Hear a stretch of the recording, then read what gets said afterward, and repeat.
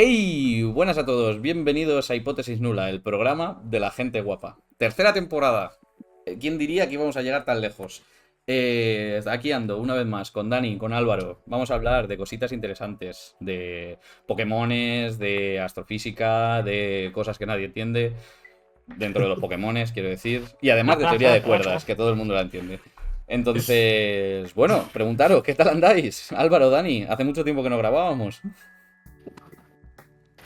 Venga, Pues pero sí, empieza tú, que yo he empezado la cuenta empiezo yo. atrás. Es que si no, siempre tenemos este maravilloso silencio, que eso no va a cambiar con ninguna temporada, en el que dejamos solo hacer. Eso siempre está bien. No, El de pues. contadme qué tal os va y nadie empieza. Sí, sí, sí. En plan, que luego Fer empieza a contar su vida. Lo paso mal. Sí, nada, pues bien, Tres aquí temporadas ha costado esperando. para explicarlo esto, ¿eh? Sí, ¿verdad? Y aún así lo seguiremos haciendo mal, por supuesto. Nada, pues eso, que increíble, que tienes razón, increíblemente esta es la tercera temporada. Veremos a ver cómo va, pero joder, yo tenía ganas de volver, la verdad. Así que esperemos no dar mucho la chapa y que os guste mínimamente lo que hagamos. Bueno, la verdad es que es sorprendente sí que hayamos llegado a la tercera temporada. A mí me hace ilusión. Y joder, es que además es una cosa que hemos hablado a veces por nuestros canales internos de comunicación. Acá, el grupo de WhatsApp.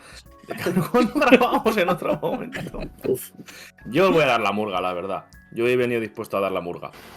Un poquito. Ah, Así que luego nada. nunca das la murga, eres un cabrón. Un día tienes que venir a dar la murga de verdad, en plan, ponerte la pizarra y decir, ahora uf, va, ahora vais a ese Es hacer un día, sería. teoría un cuántica día de deducimos el campos. tensor de Riemann aquí, ¿sabes? Ese En no directo. estoy. Me Ese día parece te has puesto correcto. malo. En el Ese día no, furbo. no. Claro, furbo, Ese día hay efectivamente. Eurocopa, no puedo. Ese día. Y si no, Copa América. Sí, sí, o Joder. cualquiera de las Es que otras. juega Ecuador. Y si no, ¿Cómo me lo voy Juegos a perder? Olímpicos, tío. Una cosa que no hemos hablado es, y esto totalmente improvisado, esto es así, el orden en el que lo vamos a hacer. No lo hemos hablado. ¿Qué queréis hacer? ¿Cómo Empiezas queréis...? tú, ¿no? Que tú tomas el uno. Empiezo yo, o sea, vamos en Yo ese pensaba orden, lo vamos mismo. en el orden que ponía en el guión. Es que yo siempre pongo el tema uno, entonces, claro. Me da igual. Pero Pues, guay, pues si a partir de queréis. ahora vas a ser el primero siempre. No, no, no, esta vez A sí, ver, pero vale, ok, sin problema, sin problema. Vale, pues yo vengo luego a comento hablaros una cosa que tenía básicamente. ahí. ¿De qué? ¿El qué, Dani? ¿El qué? Nada, que luego comento una cosa que creo que podemos hacer para organizar un poco lo de los temas y el guión. Pero dale, eso Pero luego puedes ya. dejar de interrumpir, Dani, por favor. Gracias. No puedo, lo siento. No, si yo Otra aquí he vez estaba venido diciendo que te he a hablar interrumpido. ¿Puedes repetir? de John Nash y del equilibrio de Nash. Os sonará un matemático estadounidense del siglo XX, John Forbes Nash Jr., que no, entiendo que no tiene nada que ver con la revista, pero que fue un matemático, como os digo, bastante importante del siglo XX y que sus contribuciones más importantes fueron a la teoría del juego, al álgebra, geometría y ecuaciones en derivas parciales. Ganó un Nobel en 1994 y diréis, ¿para qué nos estás contando todo esto? Es porque también os quiero recomendar una peli y era el motivo por el que yo quería hablaros de este tema. La peli es Una mente maravillosa, que en 2001 se llevó el Oscar a Mejor Película, junto con otros 3 Oscars más, y estuvo nominado 8 veces, o sea que buena película, la protagonizó Russell Crowe. Y nos narra la vida de John Nash, que estuvo marcada por la esquizofrenia. Es una enfermedad que inicialmente en sus estadios más bajos se manifestó como paranoia. Y bueno, pues no os quiero hacer más spoiler, así que os recomiendo que la veáis. La cosa es que inicialmente el equilibrio de Nash, que es una cosa que además se explica en la película, pero que no os voy a explicar cómo, va de ligar. eh, el equilibrio de Nash o equilibrio de miedo, en teoría de Buena los escena. juegos, es un concepto de solución para juegos de 2 o más jugadores. Y por un lado asume que cada jugador conoce y adopta la mejor estrategia para su beneficio, es decir, para que gane. Y 2, que todos conocen las estrategias de los demás. Y claro, yo en el tema he puesto, y lo habéis visto en Instagram, y lo habréis visto en YouTube también, o en el título del streaming, o en el vídeo de YouTube, lo que sea, que esto tenía que ver con Pokémon. Claro, aquí ya se empieza a ver un poco por qué. Pues porque si habéis echado un combate Pokémon contra otro jugador, no contra la máquina, porque contra la máquina al final juegas contra una IA que está programada de una cierta forma y bla, bla, bla. Los combates Pokémon inician de una forma en la que tú ves el equipo de tu rival y tienes que elegir el primer Pokémon que va a salir al combate. Entonces tú tienes que identificar la amenaza o la win condition que se suele llamar, dentro de tu equipo y también dentro del equipo rival. Entonces, tienes que identificar la mejor estrategia tuya para poder vencer ese combate y también asumir que tu rival conoce tu mejor estrategia y la suya propia también. Entonces, es un combate básicamente entre dos personas que saben jugar. Entonces, gente que se sabe la tabla de tipos, gente que sabe que Meloeta no es tipo planta, este tipo de cosas. Y es lo que os digo, asumimos que cada jugador conoce su mejor estrategia. Entonces, nuestra mejor estrategia es cubrir el mejor ataque de nuestro rival. Entonces, en lugar de salir con el Pokémon que le hace más daño a nuestro rival, saldremos con el que mejor defiende nuestro rival. Pero esto, con el que mejor defiende el ataque fuerte de nuestro rival. Pero claro, esto puede complicarse, porque nuestro rival también puede pensar lo mismo. Ahí es cuando empieza el maravilloso y lo que hace muy divertido a Pokémon, el juego de las predicciones. Es decir, ¿qué va a hacer mi rival? Porque elegís turno a la vez, esa es la clave. Entonces, ahí es donde una jugada lineal que se llama, que es básicamente atacar con la cosa más fuerte contra el equipo de tu rival, puede ser la que desempate un juego mental muy grande. Luego hay otras situaciones que podemos hablar otro día de Pokémon, que son los 50-50, en las que no hay una situación clara, una opción claramente ganadora. Porque tú cuando eliges que el Pokémon salga, tienes 5 opciones, no hay más. Utilizar uno de tus 4 movimientos o cambiarlo. Y bueno, cambiarlo realmente hay unas pocas más opciones. Cambiarlo a cualquiera de los otros 5 que tengas en el equipo. Entonces, hay muchísimas opciones y una de ellas normalmente va a ser la más ventajosa. Entonces, eso es lo que hace básicamente que juegues bien a Pokémon. Pero Fer, tengo una pregunta. Dime. Igual es una pregunta estúpida, pero ¿has supuesto que si la gente jugara de la misma manera, que todos buscarían como protegerse de la mejor manera o defender de la mejor manera a sus Pokémon? También puede tener otra estrategia que es simplemente buscar a ver con qué ataque pueden reventar más al otro, o sea, una estrategia mucho más ofensiva. Exacto. Entonces ahí ya serían diferentes estrategias, entiendo. Claro, pero sigue siendo la mejor estrategia. Entonces, cualquier estrategia, sea atacar o defender, puede ser válida dentro de un equilibrio de NAS. O sea, la cosa es que el primer el primer paso, digamos, me comí un diccionario, me comí el traductor. El primer paso es como defenderte del ataque del rival. Pero claro, también puede ser, y además Pokémon es un juego muy complejo, entonces puede ser que tú, por ejemplo, entre en juego la velocidad, que tú seas más rápido y más fuerte que tu rival. Entonces ahí también es otra forma de countear, de superar la mejor jugada de tu rival.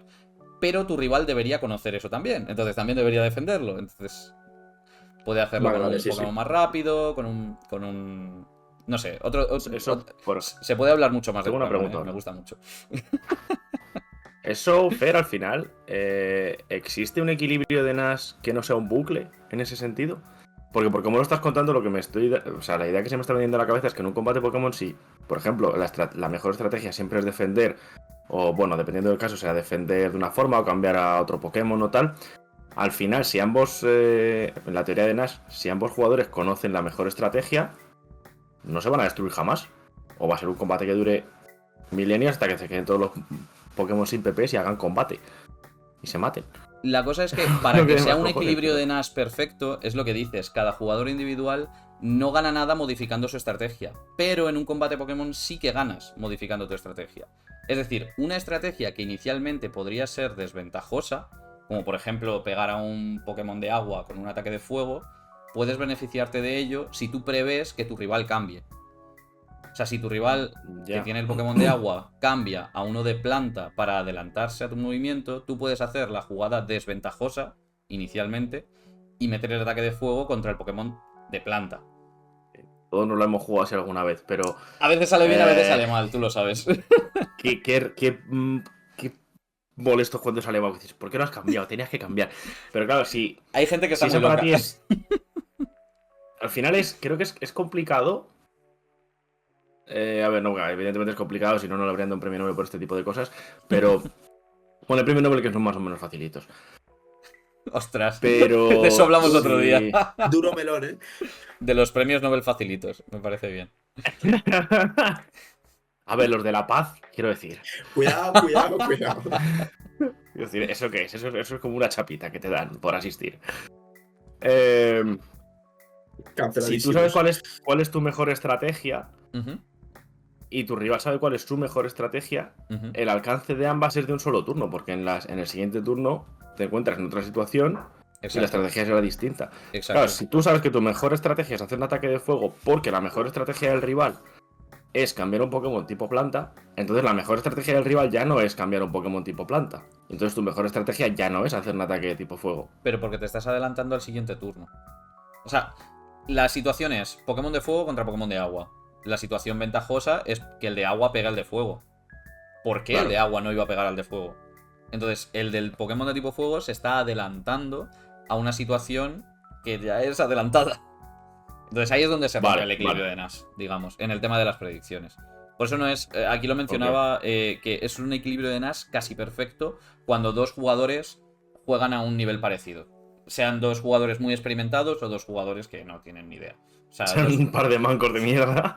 Exacto, como nosotros, más o menos. Sí. Pero es eso, dos jugadores con niveles parecidos son un equipo de Nash casi perfecto. Porque en el momento en el que uno de ellos empieza a sofisticar su juego por encima del nivel del otro, ya se rompe. Y gana. Por eso Pokémon sería un juego de valor esperado positivo, que se llama. O sea, porque la habilidad del jugador, o como el póker que nos mencionaban en el chat, es un juego de valor esperado casi cero, pero donde la habilidad del jugador puede hacer que ese valor esperado suba. Y pasa lo mismo en Pokémon y en otros juegos donde la habilidad es importante. El resumen y la idea de la idea del equilibrio de Nash es tomar las decisiones en base a lo que van a hacer los demás, básicamente. Es decir, si yo sé que tengo delante un rival bueno, tengo que jugar adelantándome. Si yo sé que tengo un rival que está empezando, lo que sea, puedo permitirme jugar más lineal y probablemente esa estrategia ganadora dependa del nivel del rival. Tengo otra pregunta. Dime. El tema de los equilibrios de Nash, en el caso de Pokémon, solo se aplica una vez ya has escogido a tu equipo, ¿no? Porque antes de escoger al equipo ahí no tienes ninguna idea de cómo es el oponente, ni de qué Pokémon puede utilizar. Siempre hay unas ligaduras. Por ejemplo, no existen todas las combinaciones de tipos. Eso te hace que algunas combinaciones sean más ventajosas que otras. Claro. No todos los Pokémon aprenden todos los ataques. Hay algunos que están más de moda, simplemente. Cuando juegas en dobles, también por eso se juega un poco en dobles. El competitivo, digamos, el de verdad. Ahora vendrá todo el mundo de individuales a decirme... Pelea. Pero en el de dobles, tú eliges un equipo de 6 y de hecho juegas con 4. Entonces, todas esas variables que comentabas, Álvaro, intentas tenerlas más en cuenta todavía. O sea, porque vas a hacer de 6 Pokémon, vas a jugar con 4 y vas a jugar 3 veces contra el mismo rival. Entonces, cada vez vas a conocer mejor el estilo de juego de tu rival y además el equipo de tu rival. Entonces, son partidas muy diferentes, la primera de la tercera, por así decirlo. Claro. Entonces, simplemente ya por terminar, que tampoco quiero alargarme demasiado, que luego nos quedan los programas un poco largos. Otro ejemplo de...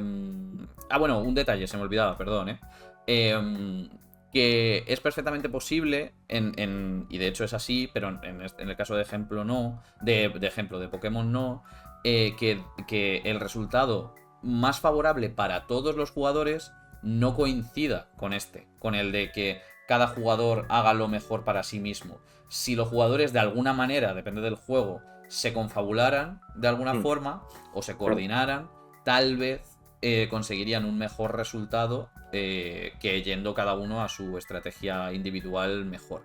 En el caso de Pokémon es un juego fácil porque son 2 jugadores únicamente. Pero por ejemplo, si pensamos una vez más en el ejemplo del póker que nos ponían por el chat, pues tal vez al jugar contra la banca, no lo he estudiado, es simplemente un ejemplo. Tal vez si los jugadores pudieran compaginarse, se podría valorar que hubiera una estrategia que fuera más ganadora que el ganar a todos los demás jugadores. Eso no está excluido, digamos. Y en el siguiente episodio vas a hablar del dilema del prisionero. Lo tenía como cosa adicional, Pero creo que no lo vamos a dejar por si tiene alguien alguna pregunta y lo dejamos para el siguiente capítulo para que no Vale. se me alargue demasiado el dilema del prisionero. Pero lo Ya. tenía aquí apuntado Por si acaso. en la chuleta. Y ya únicamente por daros otro ejemplo de aplicación de equilibrios de Nash es en economía, dado que se trata de un tipo de equilibrio de competencia imperfecta que se llama, que describe la situación de varias empresas o accionistas compitiendo por el mercado, es decir, por las ganancias de un mismo bien. Y que pueden elegir cuánto producir para intentar maximizar la ganancia. Esto se traduce, digamos, al mundano de forma que cuando las cosas están subiendo es momento de irse, no de comprar ni de meterse en general. Ahora, ¿que puede subir más? Sí, pero Pero mira, el que gana normalmente es el que hace lo No, contrario no eres tú. a lo que hace todo el mundo. Y eso es porque los precios de los mercados están muy influenciados por las actitudes y la psicología de las personas que son lo que compran. Entonces, si muchas personas siguen una tendencia, lo ganador normalmente va a ser hacer lo contrario. Depende mucho del caso. Esto es una cosa como muy genérica, que no quiero que lo toméis como una, ¿te imaginas? Recomendación de inversión. No es un consejo económico, no me hago responsable. En absoluto. disclaimer, sí, Es sí. una invitación sutil a que estudiéis más sobre los equilibrios de Nash, porque es una cosa muy, muy importante, muy, muy chula. Que os veáis la peli y que juguéis a Pokémon. Esa es mi take, digamos. Y otro día, si os Pero que no interesa invirtáis más, en bolsa. pues hablamos del dilema del prisionero. Es que estuve leyendo sobre teoría de juegos y por temas que no tienen nada que ver con esto en realidad, y me pareció mega interesante. O sea, dije, joder, es una cosa que normalmente Pero no se habla y si míralo. quieres hablar de teoría de juegos, tienes que hablar de alguien en concreto. Correcto, de mi director de TFG, concretamente. Sí. No estaba pensando en él. Ah, no. Entonces, ¿en quién? No, pero muy, muy cerquita. Su despacho está cerca. Buah, De pues tu me has profesor de pillado. física cuántica 2. Claro, mi director de TFG. Es que sobre el ¿Qué? papel lo es. Es que. Ah, Sobre el papel. Claro. Claro. Es que lo es, fue mi director de TFG. Pero exacto. era el otro, era el Juanma. Pinis. Bueno, Pinis. Luis le guardo muchísimo cariño porque fue con el que más trabajé, pero vamos, Juanma también estuvo ahí. Era el Parron. El Vale, Parron. pues sí, tu El Parron. director de física. El Parron, un titán. Así que nada, por mi parte ya está. Y si tenéis alguna preguntilla o lo que sea, pues bueno, lo podemos ver Hola en en el el siguiente chat. programa. Navegaremos entre los miles de millones de espectadores que tenemos para rescatarlas. Responderemos en el Exacto. siguiente programa. Exacto. Así que, ¿quién va después ahora? Pues si queréis voy yo por seguir el orden mismo. Ujú. Vale. Pues hoy vengo a increíblemente seguir con una miniserie que había empezado, que eran cosas de exoplanetas. La anterior fue el último episodio de la anterior temporada, o sea, fue hace unos cuantos días, pero bueno, básicamente lo que intento explicar son distintos métodos para detectar exoplanetas. Pero antes de nada, vale, por si alguien no lo sabe, un exoplaneta es básicamente un planeta que no está en nuestro sistema solar, está fuera. O sea, cualquier planeta fuera de nuestro sistema solar, exoplaneta, perfecto. Entonces, hay varios métodos para poder detectarlos. ¿Y por qué nos conviene detectarlos? Hombre, parece que es una buena idea saber un poco cómo son los planetas que nos rodean, cuál es el más cercano habitable y todo ese tipo de cosas para saber, por ejemplo, cómo de único es nuestro planeta como la Tierra, por ejemplo. Entonces, expliqué en el último episodio, capítulo, nunca sé cómo decirlo. La última vez que hablé, básicamente el método de la velocidad radial, que es básicamente cuando tú miras el espectro de una estrella, al estar orbitando en torno a un planeta, las distintas líneas que componen un espectro se van a ir moviendo ligeramente, y si ese movimiento es periódico, puedes decir que has detectado un planeta. Estoy yendo rápido porque en el último episodio ya hablé sobre ello. Si tenéis dudas, o preguntad, o reenvío para el último episodio de la anterior temporada. Que está ya publicado, o sea que si queréis ir allá, pues hacéis los deberes. Claro, efectivamente. Pero ahora toca presentar a otro método distinto. Quizás es el más conocido o el más sencillo de explicar, que es el método de tránsitos. Entonces, Fer, si me haces de fantástico realizador, si lo tienes apañado. Hombre, sí. Aquí. Y la imagen, ¿no? Te la pongo directamente. Sí. Ahí lo tenemos. Vale. Creo que no se ve. Ah, sí, cojonudo. Vale, maravilloso. Vale, pues el método de tránsitos es básicamente cuando tú tienes una estrella y mides el flujo, es decir, la cantidad de fotones que te llegan de esa estrella, cuánto ilumina, se supone que va a ser una cantidad más o menos constante. Pero claro, si tú justo tienes un planeta que te pasa por el medio, como el planeta tiene cierta masa, te va a tapar una pequeña cantidad de esa luz que te llega. Entonces, si tú pones una grafiquita donde en el eje Y tienes la cantidad de luz que te llega de la estrella y en el eje X el tiempo, podrás ver cómo se ve ahí una pequeña bajadita. Entonces tú puedes ver que justo cuando tienes un pequeño descenso en el flujo de esa estrella que tú estás observando, ahí ya es cuando uno piensa, vale, podemos tener un planeta. Y lo cual es bastante curioso, porque con los telescopios que tenemos ahora, a mí me parece fascinante que seamos capaces de detectar cambios de brillo tan pequeños. Y lo cual es bastante curioso. Entonces, ¿qué pasa? Que gracias a este método, vale, a ver cómo lo explico bien. Vale, sí. Este método te es muy útil para intentar sacar el radio de ese planeta. ¿Por qué? Porque ese radio tú lo puedes sacar según la diferencia de brillo con o sin el planeta que te está pasando. Incluso este método es tan preciso que incluso se podría sacar lo que se llama el tránsito secundario. ¿Vale? ¿Qué es el tránsito secundario? Creo que Fer ya puedes quitarla esto si quieres. Volvemos. ¿Qué es el tránsito secundario? Pues básicamente es que cuando el planeta se oculta detrás de la estrella, también se ve una pequeña caída del brillo, pero muchísimo menor. ¿Por qué? Porque mientras el planeta está orbitando en torno a la estrella, tienes la luz de la estrella que te llega y parte de esa luz va al planeta y te refleja y te va al telescopio también. Entonces ahí también puedes sacar una pequeña cantidad de cambio en el flujo, en la luz de la estrella que te da. Así que, claro, básicamente tú lo que tienes que hacer es tú miras a una estrella y si hay un cambio de luz, pues ya está, ya tienes el planeta, ¿no? Hay que tener un poco más de cuidado porque las propias estrellas, como nuestro Sol, tienen una serie de ciclos solares donde su luminosidad cambia ligeramente. Puede estar perfectamente dentro del rango de la detección o no de un exoplaneta. Entonces, ¿qué pasa? Que para tú decir a la comunidad científica, vale, tenemos un exoplaneta y que ellos se lo crean, que es lo más importante, o que sea factible, lo que tienes que hacer es observar varios tránsitos. Pero esto te limita, porque claro, si yo Puede quisiera tardar observar, años, ¿no?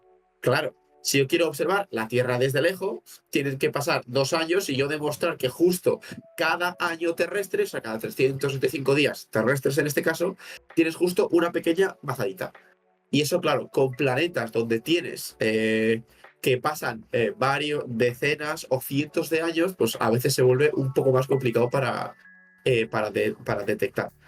Una ventaja que tiene este método, que es bastante curioso, es que cuando tú observas durante un largo periodo de tiempo cómo cambia el flujo y la luminosidad de la estrella, puedes sacar también sistemas estelares múltiples, porque vas a tener pequeños tránsitos, incluso a veces unos dentro de otros. O sea, tú sacas un tránsito y cuando tú estás investigando y tú ajustas para sacar el tránsito, puedes perfectamente ajustar los residuos y ver si tienes otro tránsito debajo. Entonces ¿A qué puedes te refieres con ir los viendo si residuos? tienes muchos planetas en la misma estrella. ¿A qué te refieres con los residuos? Vale, es que para ajustar un planeta, o sea, cuando tú tienes un planeta y este te pasa y tú ajustas a la curva típica de la caída de un planeta, Ajá. hay veces que a ojo puedes no verlo, pero con los residuos que es básicamente tú le restas ya el tránsito que le has obtenido, o sea, si la gráfica es una pequeña bajadita, tú le quitas esa bajadita y si cuando tú la quitas sigues viendo otra bajada más pequeña, es como, hostia, igual son 2 objetos los que me están pasando por delante de la estrella. Y eso es lo útil para determinar los sistemas múltiples, ¿no? Los residuos, en este Claro. caso. De hecho, Qué guay. gracias a este método es con el que se descubrió el famoso, o con el que fue famoso, el TRAPPIST.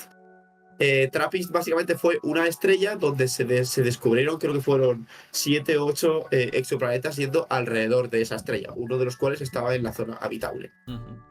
Entonces, este método, la verdad es que es bastante útil. ¿Qué tipo de planetas son más fáciles de detectar con este método? Lo malo es que tanto con este método como con la velocidad radial, cuanto más grande sea el planeta, más fácil de detectar es y más pequeña sea la estrella en cuestión.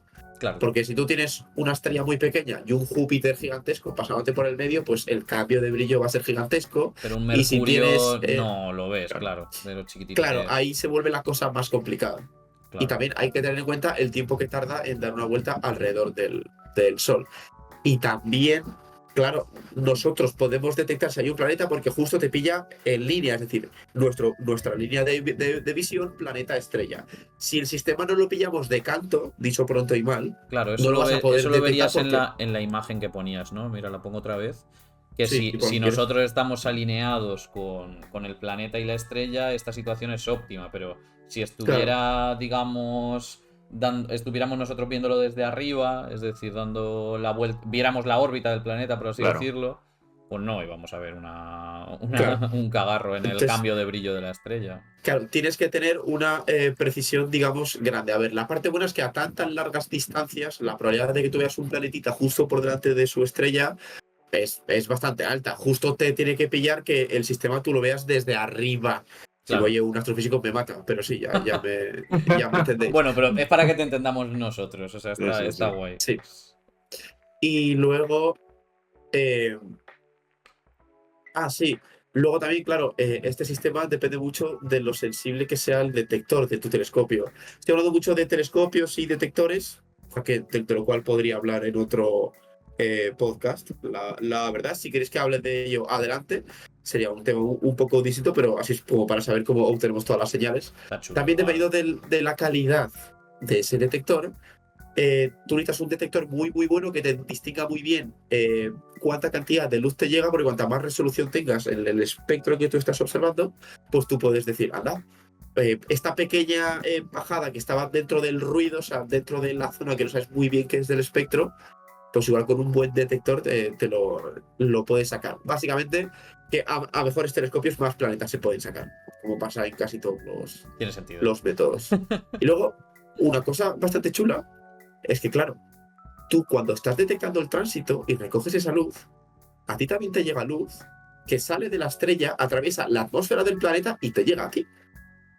O sea que si tú eres capaz de separar la luz de la estrella de la luz del planeta, que se puede hacer, puedes obtener una gráfica donde solo sea la atmósfera del planeta y así puedes estudiarla para saber de qué está compuesto.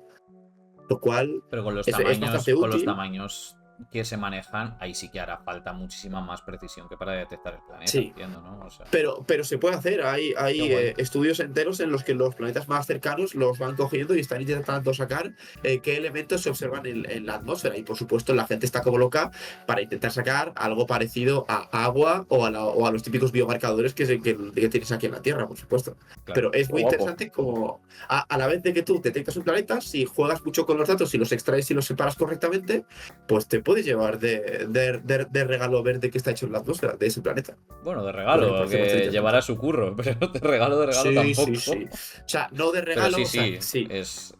Pero O sea, está guay con la misma observación, vaya, o sea, qué guay. Sí, lo único, claro, tienes que ser mucho más cuidadoso con los datos, cómo los reduces y todo ese tipo de cosas. Claro. Y luego, para concluir, básicamente tengo aquí como apuntados en la chuleta unos pocos datos, porque siempre hablamos de exoplanetas o de cómo se detectan, vale, pero ¿cuántos se han detectado hasta la fecha? No sé si habéis mirado el guión, pero si no, os reto a adivinar cuántos. ¿Cuántos creéis que se han detectado en total? Yo es que tengo el spoiler. Es que Ya, no, Yo lo he no, mirado no ahora puedo, mismo. no puedo opinar. Bueno, pues si queréis, Que como estoy, ponerlo en el... estoy pillando las preguntas, me he hecho el spoiler. Pero Perfecto, no pasa nada. Si no, si queréis ponerlo en el chat, ¿cuántos planetas creéis que ahora mismo nosotros sabemos que existen? En plan, vale, tenemos X planetas detectados y confirmados. Pues la realidad es que tenemos un montón y que cada vez se van detectando más y más gracias a los nuevos telescopios. De hecho, para ser exactos, según en la página de la NASA, tenemos Pero para- 5.671 planetas. ya lo has dicho. Iba a decir, antes de que lo dijeras, que la gente pausara el vídeo, pero no se me da bien Sí. ser youtuber, entonces no puedo Es hacer eso. verdad. Vaya, hombre. Para los del diferido. O la gente de Eso Spotify, es que también la gente de Spotify, hay gente. Sí, también lo podéis adivinar vosotros. No lo digáis en el chat, pero Claro, podéis intentar adivinar. Hostia, 5.600, una locura, ¿no? son muchos. ¿En cuántos años? Sí, sí. Porque ¿cuánto se hizo esta primera movida? El primer planeta detectado por el método de velocidad radial es del 1996, que ahora no quiero engañar a nadie. 51 Pegasi B. Sí, Unos 30 palos, o sea, joder. sí, y se tardó en detectar los primeros varios años. O sea, en estos últimos 5 o 10 años, fácilmente la mitad se habrán detectado. Qué guay. O sea, es todo exponencial. Y de hecho, este método de tránsitos que os he explicado es el más común y el que está teniendo más éxito. Porque de esos 5.600, unos 4.000, 4.200 han detectado por tránsitos. Lo cual es una barbaridad. O sea que este método es el rey, digamos, el que te hace más sencillo detectar planetas. Y mira que tiene la complicación de que tenemos que estar alineados con el plano de la eclíptica. Y Sí. aún así, Sí, o todo sea, lo que hay por ahí. es fascinante los pequeños porcentajes de cambio de flujo que podemos detectar para decir, vale, aquí tenemos un planeta. Porque para que os hagas una idea, por ejemplo, si tú quisieras detectar si Júpiter es un planeta alrededor de nuestro Sol desde muy lejos, Júpiter te hace un cambio en la grafiquita de un 1% de la luz incidente. Porque está muy lejos, Bastante. ¿no? O sea, a pesar de Está ser bastante, grande, está muy lejos, ¿no? claro, pero si nos vamos a la Tierra, ya bloquea un 0,0084%. Eso ya es más complicado de medir. Que son Claro. los planetas que nos gustaría llegar. Los pequeñicos, cercanos a la estrella, habitables. Eso ya se complica un poco más. Y luego, ya como última cosa, y es una última pregunta, así que Fer, te dejo que hagas No, el no. comentario. Dale, Rey, dale. Así que, ¿cuál es el planeta, hasta la fecha, según los datos que he cogido yo, más pequeño que se ha detectado, medido en unidades de radios de la Tierra? O sea, si fuera uno, quiere decir que se ha detectado un planeta como la Tierra, de tamaño. ¿Cuál creéis que es? De nuevo, si queréis probar a Que tanto pausen, que la gente pausen que el quiera parar vídeo y el todo el vídeo o el rollo. chat. Eso es. Y la verdad es que cuando lo busqué me sorprendí bastante, porque la respuesta es que es bastante pequeño, 0,2 veces el radio de la Tierra. O sea, Uy. muy, muy, muy pequeño. Muy chiquitín. Bastante Sí. más pequeño que Mercurio, ¿no? Sí, de cabeza no me lo sé, pero será por el tamaño de Mercurio o menos, sí. Justo. Qué curioso. Sí, Vamos sí, con el sí. radio de Mercurio. Hacemos Así que el eso, Sí, fact el radio de checking. Mercurio es 0,38 de la Tierra. O sea, Más es la pequeño mitad que incluso. Mercurio. Sí, La mitad de justo. Mercurio, madre mía. Estaría ya Sí. en dimensiones de la Luna, más o menos. Algo así. Igual más grande que la Luna, seguramente, Sí, pero pero por ahí. claro, aquí también Plutón. depende. Sí, pues Plutón. No, pero Plutón y Mercurio estaban no muy lejos. Pero vamos, sí, que es bastante curioso, porque podemos detectar cosas muy, muy pequeñas. Por supuesto, eso será en condiciones ideales, donde la estrella que estaba en el centro, en la cual ese planeta tenía el periodo de traslación, sería muy, muy pequeñita para poderlo detectar tan pequeño el planeta. Pero vamos, que es bastante interesante, la verdad. Está muy guay y antes de pasar con el tema de Dani, me gustaría leer el mensaje del chat que comentaban. Sería muy bello que la mayoría de esos, entre comillas, planetas detectados fueran en realidad asteroides que pasan solo una vez por ahí. A ver, claro, la cosa es que precisamente tú tienes que esperarte varios tránsitos, o sea, varias veces, tienes que esperarte a que ese planeta dé varias veces vueltas alrededor de esa estrella para confirmar que no es justo algo que te ha pasado por el medio. Y Y además, aparte, un todo esto de los asteroide tan planetas. grande, entiendo Claro. que no es sencillo, no es probable No, que pase, ¿no? y además el tránsito ya no tendría la típica forma de un planeta, tendría una forma más rara. Claro. Y además todo esto pasa por un proceso de comprobación y confirmación. O sea, primero es detección tentativa, luego hay gente que lo estudia o hay gente que lo intenta contrarrestar y luego ya se convierte en detección oficial, digamos. Y tenéis un listado Claro. en la NASA, que si queréis puedo dejar el enlace por aquí. Y tienes ahí todos los planetas Mira, con pues sus sí que- datos y por qué métodos se han detectado. Es bastante curioso. Qué guapo. Sí, la verdad que sí. Pues si quieres, antes de que empiece. Bueno, mientras que empieza Dani y tal, sí que Sí, si lo puedes paso ahora. pasarles el enlace por el chat de Twitch, por si alguien quiere echarle un vistacito. Antes de empezar yo, el otro día me dejaron una pregunta que yo creo que es para ti, Álvaro, que es cuál es la diferencia, o sea, si detectamos un chorro de luz o de cosas que nos vienen del espacio, ¿cómo podemos saber si es una estrella o un agujero blanco?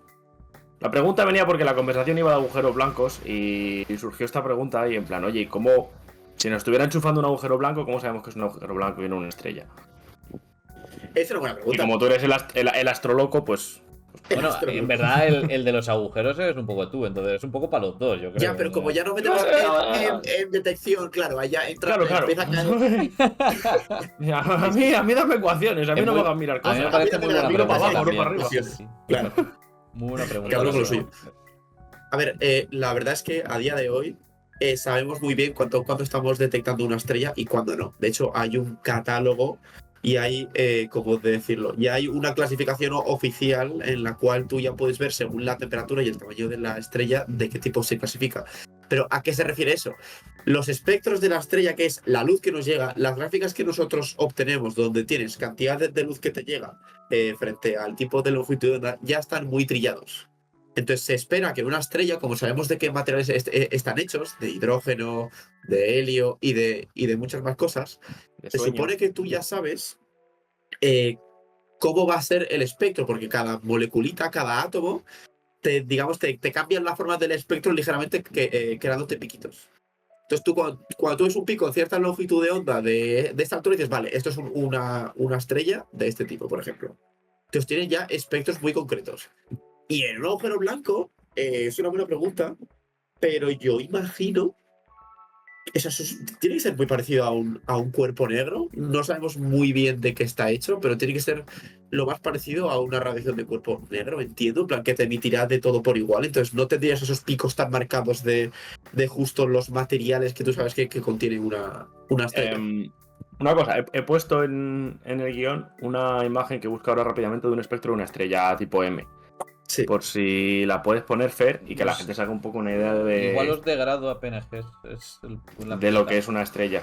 La cosa es que O sea, de lo que es para el espectro. llevárnoslos un poco, lo ha explicado Álvaro en algún programa, ya en alguno previo me refiero, voy a buscar el enlace y lo voy haciendo mientras cuento esto. Ah, ya. El tema de los espectros. Nos ha contado, por si acaso no han escuchado los podcasts anteriores o lo que sea, que estos espectros, en física, en química, en lo que sea, son básicamente los DNIs de las estrellas en este caso, pero también lo pueden ser de cualquier estructura De química. cualquier otra cosa, claro. Exacto. Entonces, Ujú. cuando uno sabe la química que hay dentro de algo, sabe su estructura, sabe su composición, sabe su bla bla bla bla bla bla. Entonces, ¿qué esperamos encontrar dentro de un agujero blanco? Calor.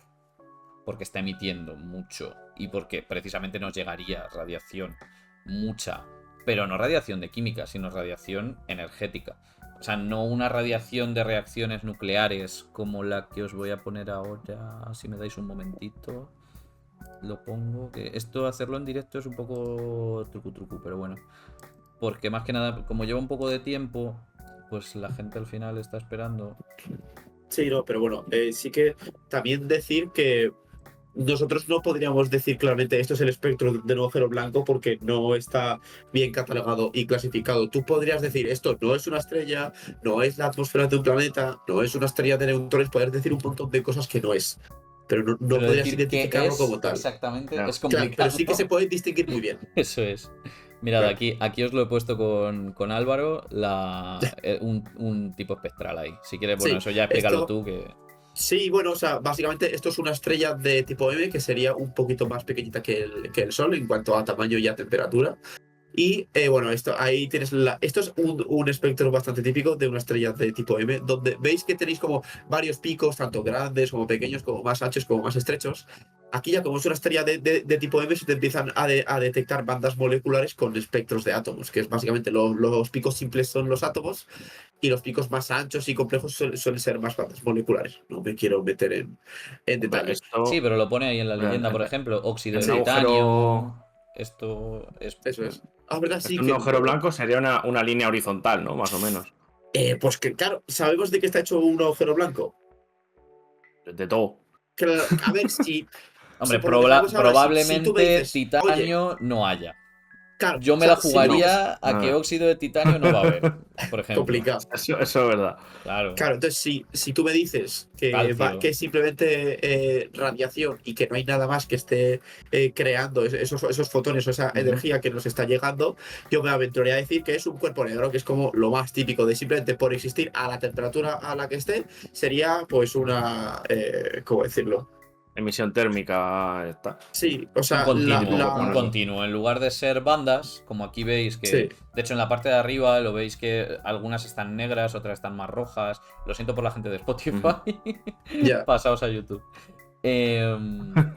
Algunas bandas son más anchas, que es como, pues eso, ya son los compuestos un poco más complejos químicamente. Las bandas más estrechitas, como ha dicho Álvaro, son los elementos, simplemente. Entonces, para que se produzcan esos elementos en un agujero negro, tendría que haber fusión nuclear dentro de ellos. Claro, Y eso justo. es algo que es una hipótesis bastante poco comprobada. O sea, habría que estudiar mucho más sobre los agujeros blancos para ver si es. Yo a día de hoy, si me tuviera que mojar, diría que no hay. No puede haber fusión nuclear dentro de un agujero blanco. No, de hecho yo diría que no. Vale. Precisamente hace lo contrario, está separando todas las moléculas y las cosas. Claro. Yo estaba pensando que... bueno, estaba pensando, el otro día estuve intentando buscar para esto un espectro de agujero blanco. Digo, quizás haya hecho alguna simulación teórica de cómo tiene que ser tal, y no encontré nada. O Es sea, que que, claro, realmente es... No, Es no ya algo experimental de objeto haberlo de medido, estudio, sino vaya. teórico. Sí. sí, no, o sea, Oye, es una... se espera que sea así. Pues había Sí, con ondas gravitacionales, por ejemplo, pero no, de esto no había nada. o sea, es una muy buena pregunta, pero para la gente que nos dedicamos a más observar y a mirar los espectros y a distinguir qué es cada cosa, no tenemos ni idea porque no tenemos ningún ejemplo de ello. Se podría decir que no es, porque sabemos las características de los espectros de muchos objetos, pero se podría distinguir qué es, o sea, qué no es, básicamente. Pero qué es el agujero blanco per se, Ya. Difícil. podría aventurarme a decir la forma de la gráfica, pero está complicada la cosa. Pues con Pues esto, yo creo que Buena le va pregunta. tocando a Dani.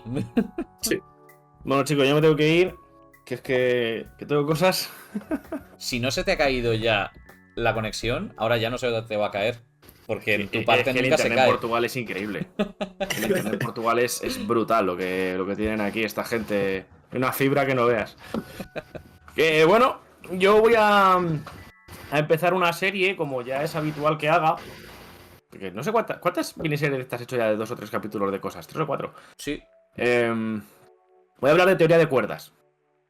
Teoría de cuerdas. Y lo primero que voy a decir de toda la serie es que no es una teoría. Ah, Va a vaya. ser lo primero que diga y en lo primero que me centre. Ah, No es muy una bien. teoría. Pero cuerdas hay. Bueno, Ya lo veremos. Vale, es el spoiler. Pero son como las de una guitarra o no, no entiendo. Sí, más grande, de hecho. Mucho más grande. Una guitarra. Voy a hablar porque el otro día empecé a pensar en el universo holográfico. Quería hablar de teorías de universo holográfico y de entropía de agujeros negros. Por irme un poco a mis temas de siempre, que me he dado cuenta de que siempre hablo de lo mismo. Y redescubrí en realidad que el principio holográfico y las teorías holográficas surgen de la teoría de cuerdas al juntarla con agujeros negros y cosas así. Entonces, hoy voy a contar un poquito de historia de teoría de cuerdas, donde surge para poner un poco en contexto. En el próximo capítulo hablaré más de lo que es la revolución de cuerdas y por qué fue tan importante y un poco del estado actual. Y en el tercer capítulo hablaré del principio holográfico, de entropía de agujeros negros y por qué es probable que estemos viviendo en la pegatina de una lata de Coca-Cola, en vez de dentro de la lata de Coca-Cola. Bueno, Son pues cosas que pasan. Entonces, por favor, Fer, si me pones la primera imagen que hay ahí vale. en mi guión, lo primero que quiero dejar claro es que la teoría de cuerdas no es una teoría. Entonces, esta primera parte, no de la teoría de cuerdas, voy a hablar de qué se llama teoría en ciencia, porque es una cosa que voy a aprovechar ahora para contar un poco, que me da mucha rabia. Bueno, esto es un cómics de XKCD, que es una persona que hace cómics de este estilo y tiras cómicas con historias de física que la verdad es que son muy graciosas. A mí esta me hace mucha gracia, por ejemplo. Pero, Se parece muy buena. léela para la gente de Spotify, por favor. Es verdad. Teoría de cuerdas, Resumida. así, en sinopsis, resumida. Acabo de tener una idea, son dos personas hablando y uno dice, acabo de tener una idea increíble. Suponte que toda la materia y toda la energía está hecha de minúsculas cuerdecitas que vibran. El otro, vale, muy bien, ¿y eso qué implica? No tengo ni idea. Pues básicamente eso es la teoría de cuerdas resumida.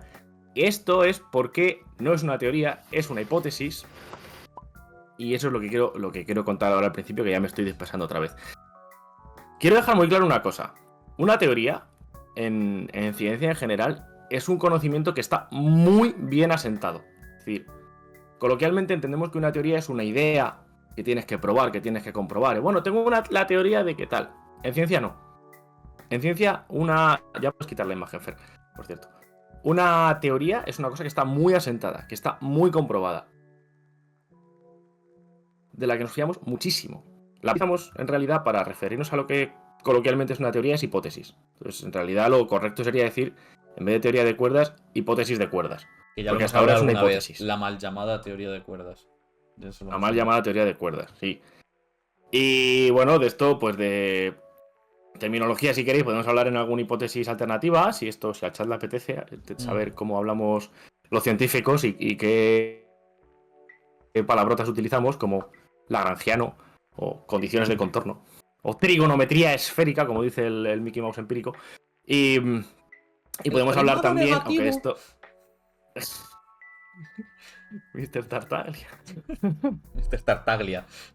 Al final de este episodio también vamos a volver a este tema y voy a... Ahora es lo que decía antes, voy a ofender a muchos fans a la vez. Y vamos a volver a qué megapiedra Gigantamax necesita una hipótesis para digievolucionar a teoría. Me parece muy feo que hayas dicho Gigantamax. O sea, pero bueno, no voy a Ya, comentarios al respecto.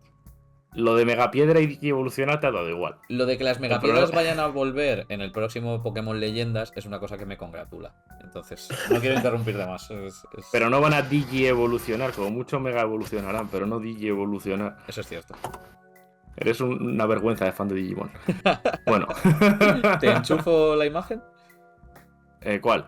Ah, la siguiente. No. Perdón. Todavía no. De momento no, hemos puesto el comido, de momento ya está. Vale, entonces, como hoy voy a hablar un poquito de historia, pues ¿de dónde viene la teoría de cuerdas? La teoría de cuerdas viene de que los seres humanos tenemos una necesidad imperiosa de querer saber de qué están hechas las cosas.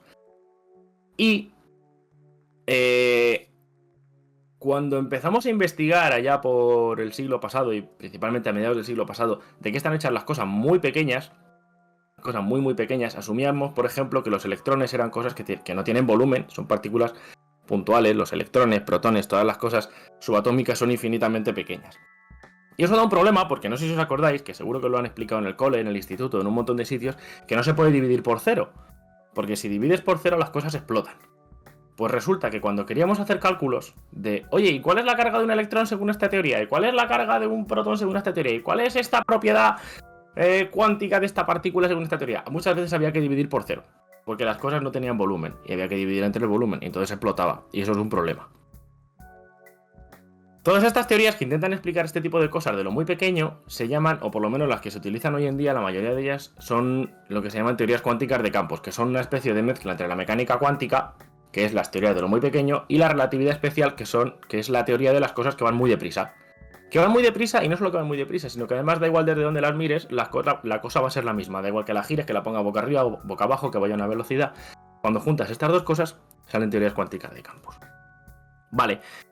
Entonces, si Fer, ahora sí, porfa, ponme la siguiente foto, que creo que se llama fotomateria en el guión, o algo así. A ver, esta la quitamos. Y es esta, ¿no? Porque allá por los años... Oh, ¿qué es esa? No estoy viendo la transmisión. From the matter, molecule, atom, to the quark. Sí, esa. Justo esa. Vale. La historia es que allá por los años 40, si miráis esta imagen, veis que a la derecha del todo, casi a la derecha del todo, no al final, justo antes de donde pone U y D, justo a la izquierda donde hay un conglomerado de U's y D's, en los años 40 pensábamos que eso eran partículas puntuales que tampoco tenían volumen, pero se descubrió que no. ¿Cómo se descubrió? Bueno, como descubrimos las cosas los físicos, que es bombardeándolo básicamente, tirándole cosas y viendo que, oye, esto no se comporta como si no tuviera volumen, esto debe tener un cierto volumen, parece más una esfera. Y entonces se descubrieron esas partículas U y D y se teorizaron y se empezó a trabajar con ellas, a ver cómo cómo encajaban en el resto del esquema de las cosas que teníamos. Entonces la teoría de cuerdas surgió en principio como una forma de intentar explicar estas interacciones. Es decir, oye, esto que no es puntual, que tiene cosas dentro, ¿cómo podemos encajarlo? Y se propuso que esas partículas tampoco eran puntuales, sino que estaban hechas de pequeñas cuerdecitas energéticas. Tienen otras propiedades, pero bueno, solo como filamentos de energía que vibran. Y según cómo estén vibrando, pueden ser una partícula u otra. Entonces, de esto vamos a volver ahora un poco después, pero surgió como una forma de intentar explicar el núcleo atómico. ¿Por qué las partículas subatómicas funcionan como funcionan y son como son? Estas cuerdas, que pueden ser, por ejemplo, abiertas. Fer, ¿me pones la foto de las abiertas? Sí, ahora vamos a cambiar un poco rápido porque aquí no me voy a quedar mucho en ninguna de ellas. Pueden ser cuerdas abiertas, como estas, que pues tienen unas propiedades Álvaro, como la de la guitarra. Como las de la guitarra, efectivamente. Y que según cómo estén vibrando en cada momento, pues representará una partícula u otra. Por ejemplo, la de arriba puede ser un protón o una de esas U's que hemos visto, la del medio puede ser una D y la tercera puede ser cualquier otra cosa. O puede haber cuerdas cerradas, como... Fer, por favor, ponme la siguiente cosa. Esto. Aquí la tenemos. Es básicamente, pues, cerrada. Como dice su nombre, ¿no? Sí, es cerrada y también, pues, vibra. Esta es una de las imágenes más simples que he encontrado este tipo de cuerdas. Claro, las cuerdas cerradas tienen una movida, que es que no solo pueden vibrar como estas, sino que también pueden expandirse y contraerse en el propio plano de la cuerda. Tienen muchas más propiedades, en las que tampoco nos vamos a meter ahora. ¿Cómo es el plano de la cuerda? Si no hay... O sea, es decir, no está definido en un plano. Esta, por ejemplo, que estás mostrando aquí, esto no está definido en un plano. Sí, hombre, fíjate, cuando no tiene ninguna vibración... Cuando no tiene ninguna vibración. Vale, a ese plano te refieres. Ok. Ese plano. Vale. Que de hecho lo define la propia cuerda. No conservan la longitud de la cuerda. De la cuerda. Pero tú puedes coger una goma y ponerla de muchas formas. Sí, esa es la clave, esa es mi duda. Si realmente, o sea, mi duda es esa, si tiene que conservar la longitud o es elástica. No lo sé. Vale. No lo sé, supongo que por ¿Sería relevante para algo o es simplemente una bobada? No tengo ni idea, te respondo en el siguiente capítulo. Vale. No tengo ni idea. Supongo que sí, que tendrá... Por improvisar. No, o sea, no tengo ni idea. Como estás contando. Yo supongo que sí. Pero si tengo que aventurar algo, diría que esa elasticidad tiene que venir de interacciones con otras cosas. O sea, que ella por sí sola, no. Puede tener más o menos energía según la forma en la que esté vibrando, pero si se estira o se contrae o vibra más de un lado que otro, debe ser porque hay algo aportando la energía en concreto ahí. Claro. Que es, porque al final eso es una interacción. Claro. Sí. Vale, entonces... Dani, ¿te puedo interrumpir un momentito? No. Perfecto, te voy a preguntar igual. Volvemos, antes de que empieces, Álvaro, ¿volvemos a la normal o nos quedamos en esta? Sí, no, volvemos a la normal. Bueno, esa pregunta sobre la imagen, pero bueno, da igual, está bien. Pues no, pues entonces no volvemos. Vale, entonces ahí se ve como un GIF de una cuerda moviendo en 3 dimensiones. Claro, entiendo que como estas son cuerdas y como teorías de cuerdas, eso simplemente es una simplificación, una ejemplificación, pero esto tiene distintos modos de vibración en muchas dimensiones. La cuerda que me llaman, por ejemplo. Sí. Bueno, en realidad no. O sea, digamos que la cuerda como tal, la cuerda es unidimensional. Da igual que tú la metas en un espacio de 2, 3, 27 dimensiones. La cuerda tiene dimensión 1. Esté donde esté. Si tú la cierras, la cuerda sigue teniendo dimensión 1, aunque te defina un plano de dimensión 2, que es el plano que la contiene. Vale. Entonces, la cuerda puede vibrar en ese plano, que es de dimensión 2, aunque el espacio-ambiente sea de dimensión 300 millones, da igual, el plano tiene dimensión 2 y la cuerda tiene dimensión 1. Vale. Lo que sí que es cierto es que si tienes más dimensiones, ese plano lo puedes orientar de distintas maneras, y eso sí puede influir, por ejemplo, en el tipo de interacciones que tengan las cuerdas o dónde se pueden enganchar, porque otra cosa que no he comentado es que las cuerdas abiertas pueden engancharse, digamos, a a otros objetos más grandes que se llaman branas y según cómo vibren ahí, que sería un poco como las dos paredes que había en la imagen inicial, las cuerdas se pueden enganchar y pueden vibrar de una forma u otra. Y luego esas branas dan lugar a interacciones y a historias. Pero, o sea, la cuerda vibra en 3 dimensiones, pero esas dimensiones pueden ser muchas. Vale. O sea, vibra en 3, pero igual tienes 40 para elegir. Pero, No, pero va hacerlo a vivir en 2 y siempre. va a vibrar en 3. Claro. En 3 de esas 40, el resto no la va a tocar. 40, claro. ¿Puedes elegir otro montón donde hacerlo? Sí. Pero lo que es la cuerda como tal va a vibrar en 3. ¿Vale? Más que nada porque no tiene mucho más que hacer. Es decir, Es una cosa de una dimensión. Tampoco no le pidas peras al olmo. Es decir, Claro. es una cuerda. hace lo que puede. Hace lo que hacen las cuerdas. Vale. Y buena pregunta, buena pregunta. No quería hablar todavía de dimensiones extra, pero bueno, ya lo has dicho. Creo que tampoco es mucha sorpresa. O sí, no lo sé. Bueno, da igual. El caso es que al final esta teoría de cuerdas, que, repito, intentaba explicar las interacciones nucleares fuertes, estas interacciones entre protones, neutrones y las partículas que las componen, se fue al pedo, se fue a la verga. Porque apareció una teoría mucho más bonita, mucho más sencilla, mucho más chula y mucho más popular que a todo el mundo le gustó, que se llamó, o sea, de hecho se sigue llamando cromodinámica cuántica, que explica todo este tipo de cosas de manera mucho más sencilla, sin tener que recurrir a, como decía Álvaro, 11 dimensiones. Bueno, no ha dicho 11, pero más dimensiones, en este caso 11. Y como ver, todo mucho más chulo, mucho más fácil y mucho más guay. Y además incluye una propiedad de esta interacción que es la que se llama la llamada libertad asintótica, que es otra historia en la que tampoco nos vamos a meter. Pero la teoría de cuerdas no se iba a quedar ahí. Y luego vino la teoría de cuerdas 2, la venganza. O no, se llama bien la teoría de cuerdas 2, el retorno de la teoría de cuerdas. Más teoría y más cuerda que nunca. En la que La guerra de las se cuerdas. descubrió. ¿Eh? La guerra de las cuerdas. La guerra de las cuerdas. de los Ay, cuerdas. es verdad, si de hecho yo este capítulo lo había puesto nombre, lo iba a llamar El origen del planeta de las cuerdas. Me había olvidado completamente. Qué gañán. Pues allá por los años 70, entre mediados de los 70 y mediados de los 80, como entre el 75 y el 84, una cosa así, se descubrió que estas cuerdas cerradas guardaban mucha más información, eran mucho más interesantes de lo que parecían. Porque nos olvidamos ya de intentar explicar la cromodinámica cuántica y las interacciones fuertes, y resulta que estas cuerdas cerradas tienen las mismas propiedades que la partícula que media la gravedad. Voy a explicar esto un poco despacio, otra vez. La gravedad es una de las interacciones fundamentales, junto con la electromagnética, la fuerte y la débil. Cada una de ellas tiene una partícula mediadora, es decir, una forma de decirle a las otras partículas que tiene esas propiedades. Pues le mandas un mensaje por WhatsApp y le dice, oye, que yo tengo tal carga eléctrica y estoy aquí, tú que tienes esa carga eléctrica, estás ahí, muévete.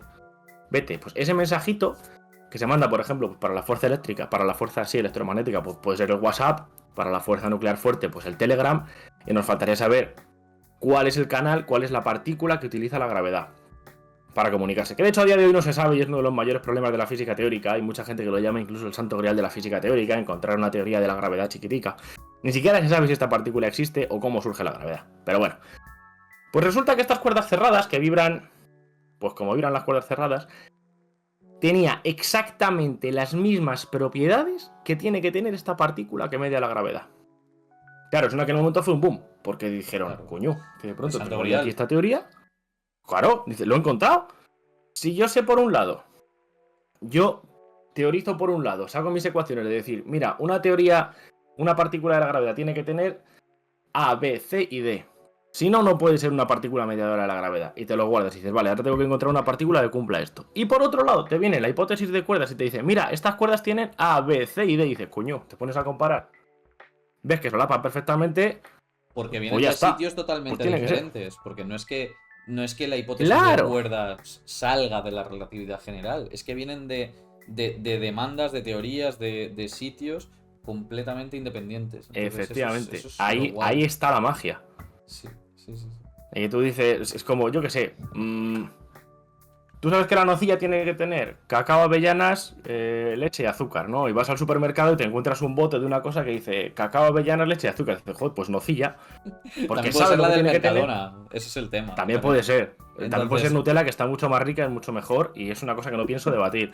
claro, pero no Eso es sería así. nocilla. Y eso es un poco lo que le pasa también a la teoría de cuerdas, ¿entiendes? Claro, es justo lo que le pasa a la teoría de Que cuerdas. no todo lo que Que tiene leche, cacao, avellanas y azúcar es nocilla. puede ser un candidato a nocilla. Claro. Son candidatos a ser nocilla, pero no tienen por qué ser nocilla. Y es justo lo que le pasa a la teoría de cuerdas. Son candidatos, pero, y ahora es cuando volvemos a lo del principio y a lo que os comentaba, que volveríamos antes de por qué es una hipótesis, una teoría. Bueno, antes de decir esto, además, comentario. Esta fue el primer gran descubrimiento de la teoría de cuerdas, que solapaba con el gravitón perfectamente. Ujú. Salía sin hacer ninguna suposición ni nada. Estaba ahí, pum, de regalo. Y unos años después, esto entre mediados de los 70 y de los 80, además se descubrió que no solo describía el gravitón, sino todas las partículas fundamentales. Como os decía, según cómo estuviese vibrando la cuerda, podía ser una partícula u otra. Qué guapo. Esto fue una movida. Y esto hizo que la gente, y también lo entiendo en aquella época, se enamorase de la teoría de cuerdas. Es decir, mira, es que de pronto nos está regalando. Que vamos. Nos está regalando todas las partículas elementales. Y lo único que tenemos que hacer es un oscilador armónico, que es lo que más nos gusta a los físicos. Cositas que vibran y fáciles. Es una maravilla. O sea, lo tenía todo. ¿Cuál es el problema? ¿Y cuál sigue siendo a día de hoy el problema? Que es una hipótesis. Que aunque nos guste llamar la teoría de cuerdas, es una hipótesis de cuerdas. No se puede ¿Por qué? detectar. Porque, como decía el cómic del principio de ¿y eso qué implica? No tengo ni idea. Para que una hipótesis se vuelva una teoría asentada, hay que comprobarla experimentalmente. Tiene que hacer predicciones. Tú tienes que poder medirlo en el laboratorio. Te tiene que decir, mira, si haces este experimento en el CERN o donde sea, te va a salir este resultado. Y si haces este otro, te va a salir esto. Y si haces este mismo del principio, pero cambias un poquito las condiciones, pones un poquito más de temperatura o metes esta otra partícula, el cambio va a ser así, te va a salir esta otra cosa. Eso la teoría de cuerdas no lo tiene por ningún lado. Claro. Hipótesis de cuerdas. Ese es el problema que tiene. Es el único problema que tiene, que hasta ahora no lo hemos podido comprobar experimentalmente. Y ese es el punto clave en el paso de una hipótesis a una teoría. Su mayor punto flaco es una de sus mayores fortalezas también. Sí. Porque es capaz de predecir. Sí. No es capaz de predecir en realidad, pero es capaz de describir todo lo que tenemos.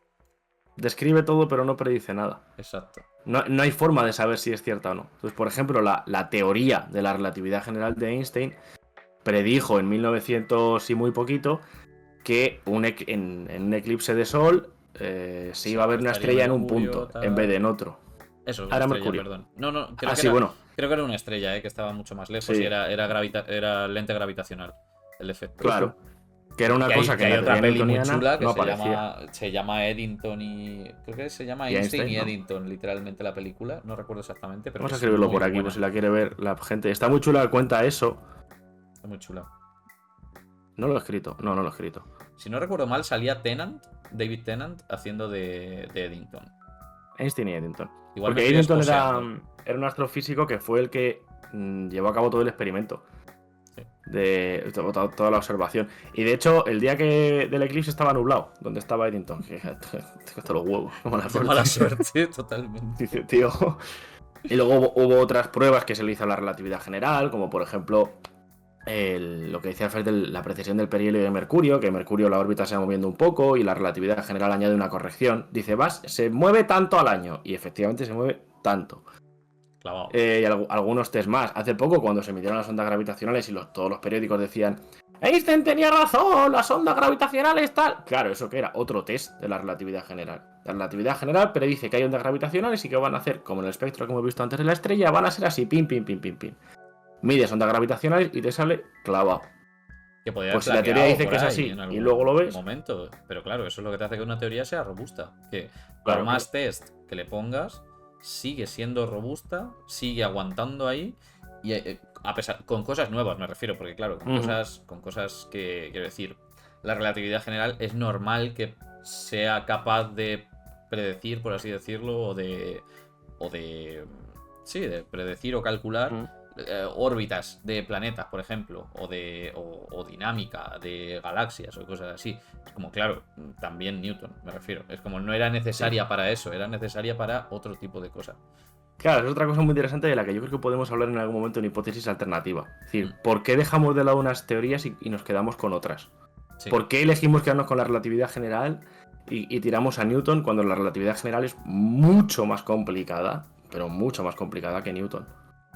Totalmente. ¿Y por qué no? ¿Qué podría haber pasado para que no nos quedásemos con ella? A ver, dime. No, eso es bastante interesante porque también, no me acuerdo de ningún ejemplo de cabeza, pero sí que ha habido veces de que te metes con una teoría, aparece otra mucho más novedosa y compleja y al cabo de unos años te das cuenta de que no va a ninguna parte, tienes que volver hacia detrás a la teoría inicial y ya desviarle para otro camino. El método científico es algo de lo que sí que podríamos hablar, porque es Caruza bastante Klein. interesante. A Totalmente. Caruza Klein le pasa eso. Sí, pues si has terminado, Dani, yo Pues creo eso, que yo más o menos... sí creo que sí, voy a chequear el guión, pero creo que sí, no, ya está, esto era todo, eso, lo único Como que... introducción, para la Como siguiente... introducción histórica un poco... Para la siguiente mi pregunta, porfa. O sea... Sí, me he quedado con la duda, me he quedado con la duda. apuntado. La mía ¿Lo has no, apuntado? la mía no. Como en Apuntada, casa del herrero, cabrón. cuchillo de palo, Apuntado. se suele decir. Pero bueno, luego te lo mando. Que Y era... nada. No, pero ¿cómo era? Que si... La longitud se conserva. Ah, es verdad. Que si es necesario, que si es relevante o que si es... Sinceramente, no sé, me ha dado curiosidad. Vale, ya está. Sí, no, joder, muy buena A lo pregunta. mejor yo no es me muy la he planteado difícil nunca. incluso calcular la longitud, porque lo que nos has enseñado tú es lo que decía Álvaro, una versión simplificada y para que podamos verlo de lo que es una cuerda. Entonces, a lo mejor tiene más implicaciones y no es simplemente calcular la tiene longitud que de un poder círculo ser. en el plano o cosas así. No lo sé, ¿eh? Pero bueno, lo podemos chequear, estaría guapo, yo creo. Pues sí, y nada. por mi parte hasta aquí. Y por la de todos, yo creo, porque Sí. nada, simplemente nos falta agradecer al chat y a la gente que pues nos esté escuchando en diferido, tanto en Spotify como en Sois bienvenidos, os podéis pasar, no mordemos, no hacemos nada. Aquí respondemos Eso preguntas. Exacto, en el directo siempre, también estamos por aquí, hacemos una previa que luego, bueno, pues no la subimos porque pues, entiendo que a la gente que escucha esto le interesa la ciencia y no los off topics, entonces, bueno, pues la previa no la subimos. Pero bueno, podéis estar aquí, se está calentito o fresquito, según lo que queráis. Tenemos café. Podéis hacer preguntas también Podéis hacer y dejarlas preguntas, hasta el exacto. próximo en las Claro. redes sociales, Eso O es. en YouTube o donde sea. en Una- YouTube y las respondemos. en el Una vez siguiente. más, también agradecer a la gente del chat que nos ha dejado preguntas en este Sí, programa. sí. Muchísimas Totalmente. la verdad. gracias. Y pues bueno, por mi parte, ya cerrar. Nos vemos en unas semanas grabando el siguiente programa. Espero que Eso sí. es. Yo también lo espero, sí. Siempre sí. Adiós. Hasta luego. Hasta luego.